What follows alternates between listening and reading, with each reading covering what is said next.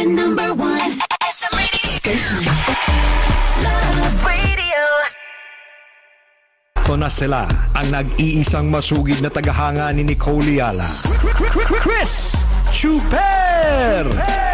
Kasama ang nag-iisang die-hard fan ni Chris Chuper, Nicole Yala! Mula sa Mahiwagang Burnay, ang kwento.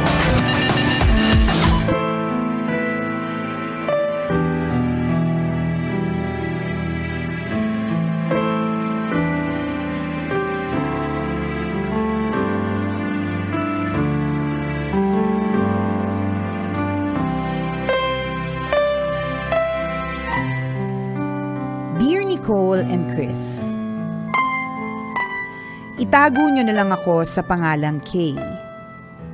Isang silent pero avid fan ng tambalan.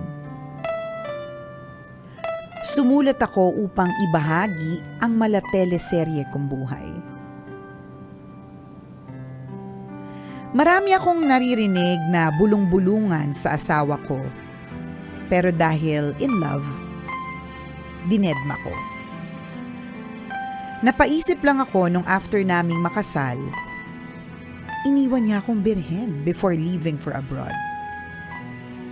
Something was off about that, but I chose to ignore it. Nagbakasyon siya sa Pilipinas after a year at nabuntis naman ako. Caring naman siyang sa aming mag-ina. Still, hindi tumitigil ang chismis tungkol sa totoong kulay ng dugo niya. Dahil gusto ko ng buong pamilya, I chose not to believe what the others are saying. I had high hopes nang kunin niya kaming mag-ina para tumira kasama niya sa ibang bansa. Nagulat ako nang malamang may kaibigan siyang kasama namin sa bahay. Parang kapatid na daw niya kaya hindi sila pwedeng maghiwalay. Ilang beses kaming nag-away at nagbate dahil dito. Sa huli, sinikmura ko na lang ang kakaibang setup na meron kami. Totoo yung sabi nila na never underestimate a man's ability to make you feel guilty for his mistakes. Ano yun? Ulit nga, ulit. Hemorrhage! Say it Duguan! 10 times. Bagalan! Yan! Totoo yung sabi nila na never underestimate a man's ability to make you feel guilty for his mistakes. Ano ulit yun? Basta, Nahihirapan ako. Baka pag sinabi ko na itong susunod, naintindihan natin. Charot. Lagi niya akong sinisisi dahil madumi daw ang utak ko. He would hurt me physically and emotionally. Dahil I was financially dependent on him, I gave him the power to be abusive. Eventually, natuto akong mamuhay dito sa ibang bansa. I found a job, learned how to drive, and conditioned myself na wag maghanap ng pisikal na pangangailangan ko bilang babae dahil hindi maibibigay ng asawa ko na lalaki din ang gusto. I went back to my old self bago ako nagpakasal. Confident and smart. Natutunan ko kung ano ang mga karapatan ko bilang babae at bilang ina. My husband saw my transformation and he was threatened. Bit-bit ang anak ko at buhay namin na nagkasya sa isang maleta. Iniwan ko ang asawa ko. Hindi ko alam kung saan ako pupunta. Walang tirahan at walang direksyon. Tinulungan ako ng mga kaibigan ko to start over. Mahirap nung simula kasi nasanay ang anak ko sa komportableng buhay. Kung dati mahigit na 4 ang kwarto sa bahay, ngayon 1 na lang. But there was no way I was going back to my husband. Inassure ko ang anak ko that everything will be all right, and I worked hard. True enough, nakasurvive kaming mag-ina. May stable job na ako and my child is doing well in school. I have not given up on love. I am still hoping to fall in love again in God's perfect time. Ganun pala yun, tambalan.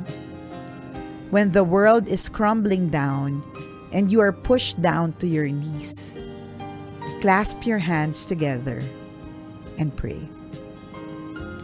God watches and naririnig niya ang mga iyak mo at your lowest. Tambalan, I want to take this chance para magpasalamat sa inyo. Nung mga panahong mabigat ang pinagdadaanan ko, your laughter comforted me. Tumatak sa akin yung mga linyahan ninyong keep praying, bilog ang mundo. Your situation, no matter how bad it is, will change. Yang mga katagang yan ang pinanghawakan ko noong lugmok na lugmok ako. Salamat kasi during my most painful days, nandun kayo para pagaanin ang pakiramdam ko. Kaya naman I promise to always watch you on YouTube for my daily dose of feel-good moments.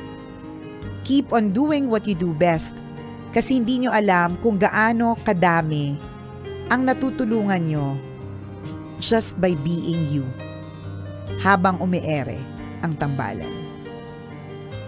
Ang inyong tambalanista, Kay.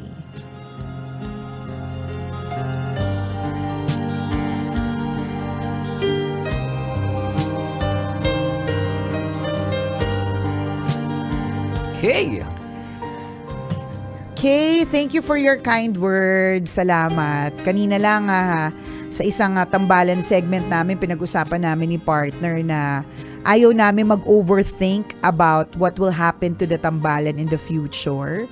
Basta ang sabi namin, we will continue to do this, what we are doing, hanggang sa we are forced to retire.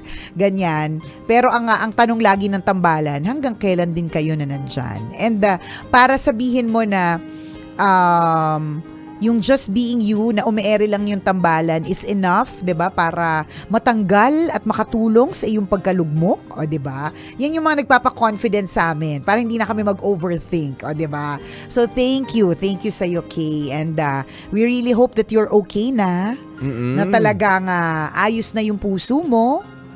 We hope hindi nang gugulo yung husband mo. We hope na maayos legally kung ano man yung mga legal na kailangan asikasuhin para walang sabit na next time na magkaroon ka ng love life, ganon. Nangyayari talaga yun eh. Alam mo, partner, doon ako nalulungkot. Yung kapag kinasal, tapos hindi sila nagtatagal, nalulungkot talaga ako sa ganon eh. And at the same time, sobra talaga akong tumatumbling split at kandiret kapag meron akong nakikita na nagse-celebrate ng 25 years, 30 years, 40 years, 60 years, diba? Parang ang galing-galing. Yun. Lodi sila pagdating doon, no? Nakaka-inspire na. Paano mo natiis siya lang yung kineme mo for the rest of your life? Charot. Paano mo natiis yung lahat ng imperfections? At paano niya rin natiis yung lahat ng mga sapak mo, saltik mo sa utak, di ba? Tapos magtatagal kayo na mahabang panahon. Ang sarap o sisain, no? Diba? Ano pong sikreto ninyo? Bakit kayo nagtagal at na-maintain yung init ng kanilang pagmamahalan? Lalong-lalo na yung mga matatanda na makita mo talagang mag-holding hands palagi, sweet na sweet. Kaya nga. At nagse-celebrate ng kanilang anniversary together na parang as in, hindi nawala, hindi humupa yung pagmamahal. Lodi sila sa aspetong yun. Ang sarap nilang kausapin. Tama. Doon naman sa mga aspetong nananakit ang asawa. Yan. Diba? Emotionally, mentally, physically. Wag nga kayo dyan. Tingnan mo ito, natauhan si Kay. Babatuin ko kayo ng garapon, ha? Maraming garapon. Anong laman ng garapon? Ano ba mga mabibigat na pwedeng Lagyan natin ng magnet. Yan. Basta, para saan yung magnet? Ewan ko, basta mabigat. Para mabaon siya sa lupa. Yan, diba? Pag binato mo yung garapon sa kanya, mababaon siya sa lupa. Kasi doon siya nababagay. Diba sa ilalim ng lupa? Ilalim ng lupa. Kasama ang mga uod at mga bulate. Dahil ngayon pa lang nabubulok na siya. Kasi naman, di ba?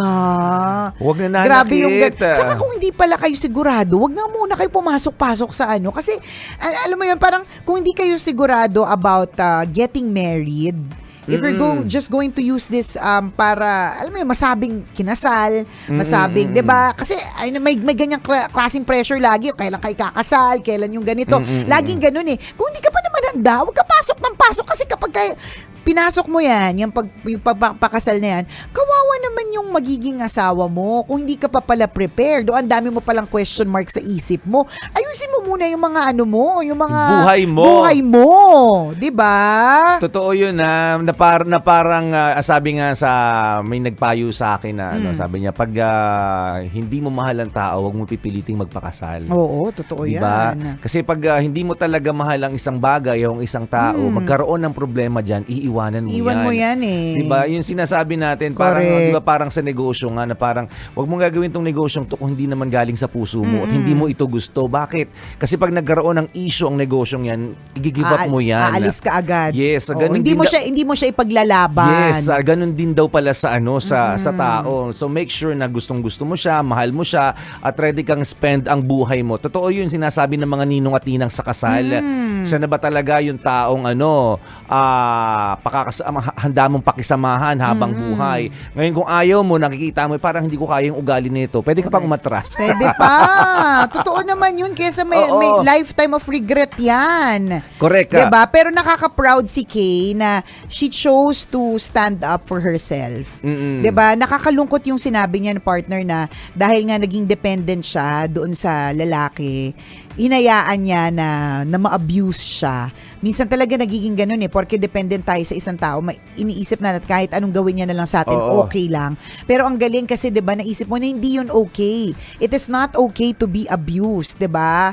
Kailangan talagang mag-leave the group ka diyan, kung may group kayo, 'di ba? So, you have to leave. Correct. Hindi pwedeng yung aapin ka, abusuhin ka porque dependent ka sa tao. Buti nga natauhan siya eh. Buti nga talaga. Kasi mahirap yun totoo, pag tinotorture ka, mentally yun pa lang eh.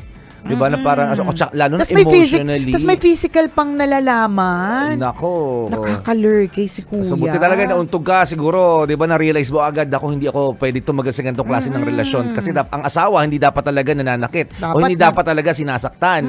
Dapat minamahal. Sinasakyan. Yan. Sasakyan. Mamaya ha. Sasakyan mo lahat ng trip, lahat ng saltik, diba? Lahat ng gusto, diba? Lahat ng lambing, sakyan mo yan, ganun. Correct. Ibibigay mo yung mga bagay na dapat nakapagpapaligaya sa kanya at hindi mga bagay na dapat nakakasakit sa kanya. Dapat you will make that person the best version of his or herself. Yes. Hindi yung pinakasalan mo, tapos naging malala siya. Alam mo yun, yung parang naging, basta naging worse siya. Yun yung nangyari initially kay Kay, pero sabi niya, Gogora aki ditembang! Oh. Bala ka sa baler. Correct. Bala ka sa baler mo. Bala ka ng boylet mo dyan. Boylet tembang mo. Ngayon kung 4 ang rooms nyo. Kaya nga, di ba? Exit na muna aki. Ditetsuwa ako sa labas. Mas merong kapayapaan. Always remember to protect your inner peace. Importante yun. Mahalaga yun. And we feel that you made the right decision. Yes. Di ba?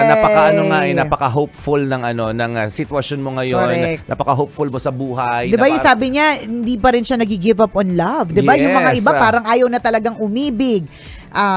Galit na talaga sa lalaki, gano'n. Pero ikaw hindi, 'di ba? Parang punong-puno ng pag-asa. Parang you know that you have so much love to give and mabibigay yung pagmamahal na yan eventually in God's perfect time. So salamat to you, Kay, for sharing your story with us. Napakagandang story of survival. Isang pagpapaalala para sa lahat na you will survive it. 'Di ba? May mga bagay na pinagdadaanan tayo na akala natin hindi natin siya malalagpasan, 'di ba? Especially when you're there, parang hindi ko ito malalagpasan, imposible ko itong malagpasan. Tapos, after a few days, a few weeks, or a few months, looking back, 'di ba, masasabi mo, hala, nalagpasan ko pala yun. Totoo, akala ko hindi ko siya nalagpasan ko na pala. Ganun. And nangyari na yun, kahit kami, nangyari na rin sa mga buhay namin several times. And doon mo sasabihin talagang, God is good. Diba, hindi tayo pinababayaan sa napakaraming pagkakataon. Always by the grace of God. Tatandaan po natin yan. Kaya ulitin ng tambalan ngayong araw na ito, kung ikaw meron kang pinagdadaan ng hindi maganda, Yan. feeling mo nasa iyo na ang lahat ng mabibigat na problema. Tama ka, feeling mo lang Correct yan, ka. di ba? Maniwala ka, malalagpasan mo din yan. Lilipas Correct. yan. Your situation will change. Magbabago yan. Promise. Tama. Salamat tayo sa UK for again reminding us all. At kung ikaw, kabisyo, meron ka ring kwento na gusto mong i-share sa amin, pwede mo kaming i-email. Send your stories at mahiwagangburnaystory@gmail.com. Malay mo, kwento mo na ang ating pag-uusapan sa mga susunod na araw. Kaya send mo na yan, kabisyo. At kung ikaw naman, kabisyo, feeling mo wala nang katapusan yung gutom mo, di ba? Yan. Always kang gutom. Naku, meron kang chance to win 2,500 pesos. Ngayong araw nito para sa ating FanScan. Kaya Manila, scan mo na! Eto na mga kabisyo, ipapakita na namin sa inyo ang QR code ng Love Radio Manila. Pag nakita nyo po yung orange na bilog, Yan. ayan na, yun, Ayan. kitang-kita. Yung may mga oh. papuso, pa-fireworks, yan, diba? That's our QR code. And hindi naman pwedeng deadmahin nyo na lang po ang mga QR code nowadays kasi ang QR code, ginagamit na po siya always, diba? Yes. Sumabay tayo sa panahon, yan. So ngayon, yung promo ng Love Radio, pa-QR code na rin. So we have our own QR code, actually for Manila. Tapos kung nasa probinsya ka, may mga Love Radio provincial stations na may sarili ding QR code. Kaya kapag ka sinabi nilang Davao, scan mo na. Baguio, scan mo na. Iloilo, scan mo na. Lawag, scan mo na. Yan, La Union, yan. Lahat yan na meron sila sariling QR code. Pero for now, for Manila, pwede nyo pong i-scan ito. Yan. Pag na-scan nyo yan using the camera of your cell phone, all you have to do is to click on that link. May flow code na nakalagay link. Yon. Click mo lang yun, tas may tanong. Ano bang question for today? Pakinggang mabuti sa halagang 2,500 pesos. Malay mo, di ba? Ito na yung araw mo, moment mo na. Sa English grammar, ano ang plural ng tooth? Oh. Letter A. Toots. Letter B. Tututut? Or letter tut. Yung letter C yun, no? Letter C ay, letter C, teeth. Teeth. Or letter D, tut. Pwede. Yan. So, mamili ka lang. Ano ang plural ng tooth? Yan. Okay. So, ulitin natin A, toots. Letter B, Tut. tututs. Letter C, teeth. Or letter D, tututs. Yan.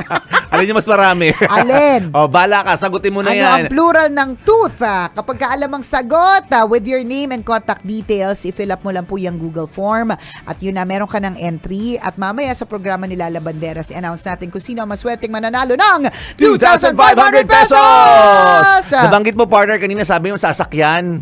Paano kung ayaw daw magpasakay? Sino may sabi? Sabi ni Will Villion Velus ng Lukban, Quezon. Ba, ayaw magpasakay? Oo. Paano kung kailangan mo sakyan?